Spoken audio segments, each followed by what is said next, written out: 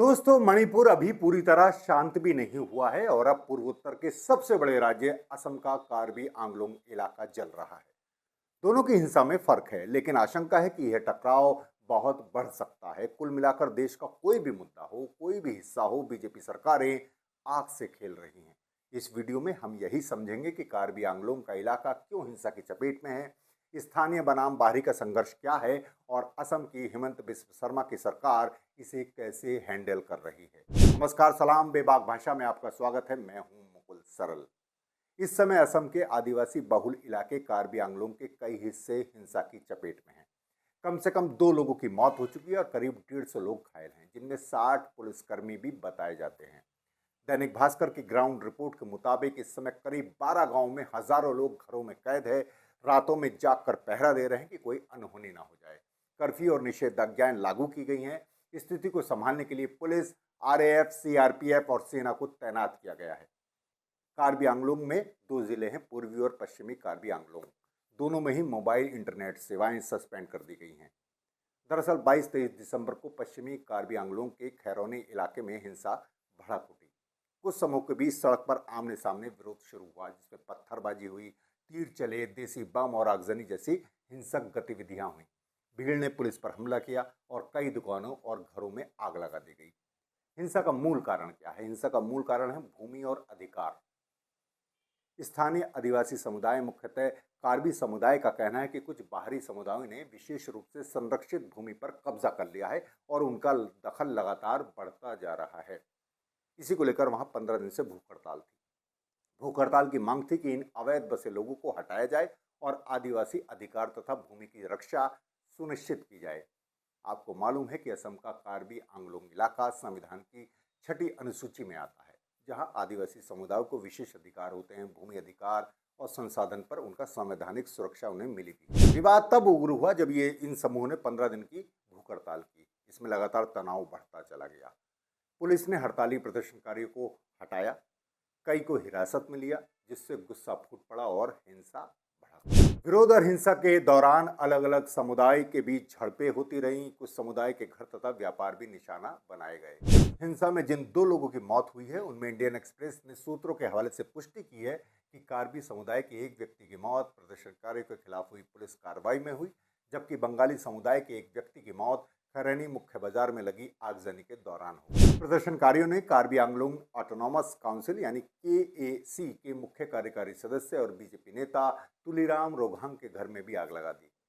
कुछ नेताओं और समूह का कहना है कि केएसी दरअसल में स्वतंत्र नहीं रही, बल्कि मुख्यमंत्री और राज्य सरकार के प्रभाव में काम करती है, जिससे आदिवासी हितों को पर्याप्त रूप से संरक्षित नहीं किया जा रहा।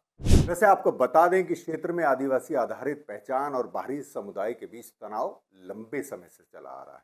आदिवासी समुदाय वही कह रहा है कि उसकी भूमि की और पहचान खतरे में है। दूसरी ओर संरक्षित भूमि पर लंबे समय से बसे लोग भी अपनी सुरक्षा और स्थायी अधिकार की मांग करते रहे हैं, जिससे ये मामला संवेदनशील बन गया है। इन लोगों का कहना है कि वे यहाँ दशकों से बसे हैं, खेती कर रहे हैं, व्यापार कर रहे हैं, मेहनत मजदूरी कर रहे हैं और अब उनके लिए भी अधिकार होने चाहिए। यहाँ यह समझ लेना चाहिए कि यह उस तरह का घुसपैठ का मुद्दा नहीं है जिसे बीजेपी अपने हर चुनाव में इस्तेमाल करती है।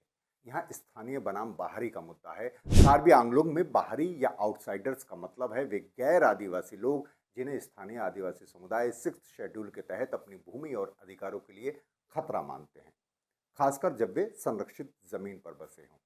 इनमें मुख्य रूप से जिनका विरोध किया जा रहा है, बाहरी जिन्हें कहा जा रहा है, वो हिंदी भाषी समुदाय से हैं, बिहार से हैं, बंगाल से हैं। इस तरह के गैर ट्राइबल लोग शामिल हैं। यही जो बाहरी समुदाय कहे जाते हैं, उन्होंने भूमि के लिए कानूनी मान्यता देने की मांग भी की थी, जिसमें से जो लोग 2011 से पहले यहाँ आए थे उन्हें कुछ अधिकार मिल सकें। इन समूह का कहना है कि बेदखली हटाने की कोशिशें अनुचित हैं, क्योंकि वे पीढ़ियों से स्थानीय जीवन का हिस्सा हैं और वो कोर्ट में इन अधिकारों के लिए लड़ भी रहे हैं। इनमें से कुछ ने गुवाहाटी हाई कोर्ट में चुनौती भी दी थी, जिससे पिछले बेदखली के नोटिस पर अस्थायी रोक लग गई थी। ये लोग कहते हैं कि उन्हें भी संविधान और कानून के तहत न्याय मिलना चाहिए। असम के मुख्यमंत्री हिमंत बिस्व शर्मा ने माना है कि स्थिति बेहद गंभीर है और शांति बहाल करने के लिए सुरक्षा बल तैनात किए गए हैं। उधर कांग्रेस ने बीजेपी पर हमला बोला है। असम के नेता गौरव गोगोई ने हिंसा की निंदा करते हुए शांतिपूर्ण समाधान की अपील की है। उन्होंने कहा कि संघर्ष को हिंसात्मक तरीके से नहीं बल्कि संवेदनशील और संयम से सुलझाना चाहिए। कांग्रेस का आरोप है कि असम सरकार और मुख्यमंत्री आदिवासी, अनुसूचित जनजाति और स्थानीय समुदाय की चिंता को गंभीरता से नहीं ले रहे हैं। उन्होंने कहा कि जब तक सरकार इन मुद्दों को प्राथमिकता नहीं देती, शांति और भरोसा बहाल होना मुश्किल है।